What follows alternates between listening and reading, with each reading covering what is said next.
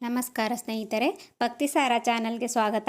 ಇಂದಿನ ವಿಡಿಯೋದಲ್ಲಿ ಕಂಸನ ಸೆರೆಮನೆಯಿಂದ ಕೃಷ್ಣನನ್ನು ನಂದಗೋಕುಲಕ್ಕೆ ಹೇಗೆ ವರ್ಗಾಯಿಸಲಾಯಿತೆಂದು ತಿಳಿಯೋಣ.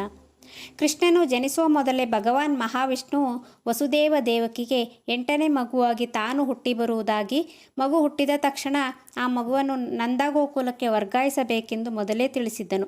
ಶ್ರೀಕೃಷ್ಣ ಜನಿಸುತ್ತಿದ್ದಂತೆ ಸೆರೆಮನೆಯಲ್ಲಿ ಪವಾಡವೇ ನಡೆಯುತ್ತದೆ. ಕೃಷ್ಣನು ಜನಿಸಿದಾಗ ಸೆರೆಮನೆಯ ಕಾವಲುಗಾರರೆಲ್ಲ ನಿದ್ರೆಗೆ ಜಾರುತ್ತಾರೆ. ಇದ್ದಕ್ಕಿದ್ದಂತೆ ಸೆರೆಮನೆಯ ಬಾಗಿಲು ತೆರೆದುಕೊಂಡಿತು. ವಸುದೇವನು ಪುಟ್ಟ ಕೃಷ್ಣನನ್ನು ಬುಟ್ಟಿಯಲ್ಲಿಟ್ಟುಕೊಂಡು ಯಮುನಾ ನದಿಯತ್ತ ಹೆಜ್ಜೆ ಇಡುತ್ತಾನೆ. ಅದೇ ಸಮಯಕ್ಕೆ ನಿರಂತರ ಮಳೆಯಿಂದ ಯಮುನಾ ನದಿಯು ಉಕ್ಕಿ ಹರಿಯುತ್ತಿರುತ್ತದೆ. ವಸುದೇವನು ತನ್ನ ಪ್ರಾಣವನ್ನು ಲೆಕ್ಕಿಸದೆ ಮಗನ ಪ್ರಾಣ ಕಾಪಾಡಲು ಯಮುನಾ ನದಿಯಲ್ಲೇ ನಡೆದು ಹೋಗಲು ನಿರ್ಧರಿಸುತ್ತಾನೆ. ಯಮುನಾ ನದಿಯ ನೀರು ವಸುದೇವನಿಗೆ ನಂದಗೋಕುಲಕ್ಕೆ ಹೋಗಲು ದಾರಿ ಮಾಡಿಕೊಡುತ್ತದೆ.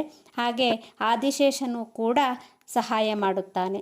ಅದೇ ಸಮಯಕ್ಕೆ ನಂದಗೋಕುಲದಲ್ಲಿ ಯಶೋದೆ ಕೂಡ ಹೆಣ್ಣು ಮಗುವಿಗೆ ಜನ್ಮ ನೀಡುತ್ತಾಳೆ. ವಸುದೇವನು ತನ್ನ ಮಗನಾದ ಕೃಷ್ಣನನ್ನು ಆಕೆಯ ಮಡಿಲಲ್ಲಿಟ್ಟು ಯಶೋದಳ ಹೆಣ್ಣು ಮಗುವನ್ನು ಎತ್ತಿಕೊಂಡು ಕಂಸನ ಸೆರೆಮನೆಗೆ ಬರುತ್ತಾನೆ. ಹಾಗೆ ಆ ಮಗುವಿನ ಅಳುವಿನ ಧ್ವನಿಯಿಂದ 8ನೇ ಮಗು ಜನಿಸಿರುವುದರ ಬಗ್ಗೆ ಕಂಸನಿಗೆ ತಿಳಿಯುತ್ತದೆ.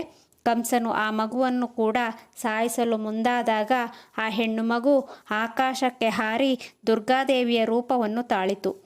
ದೇವಕಿಯ 8ನೇ ಮಗು ನಂದಗೋಕುಲದಲ್ಲಿ ಬೆಳೆಯುತ್ತಿರುವುದರ ಬಗ್ಗೆ, ಹಾಗೆ ಮುಂದೆ ಕಂಸನ ಸಂಹಾರವಾಗುವುದರ ಬಗ್ಗೆ ದೃಢಪಡಿಸಿ ವಿಂಧ್ಯಾಚಲ ಪರ್ವತಕ್ಕೆ ಹಾರುತ್ತಾಳೆ. ಸರಿ ಸ್ನೇಹಿತರೆ, ಇನ್ನೊಂದು ಕಥೆಯೊಂದಿಗೆ ಇನ್ನೊಂದು ವಿಡಿಯೋದಲ್ಲಿ ಭೇಟಿಯಾಗೋಣ. ನಿಮಗೆ ಈ ವಿಡಿಯೋ ಇಷ್ಟವಾದರೆ ಸಬ್ಸ್ಕ್ರೈಬ್ ಮಾಡುವುದನ್ನು ಮರೆಯಬೇಡಿ. ಧನ್ಯವಾದಗಳು.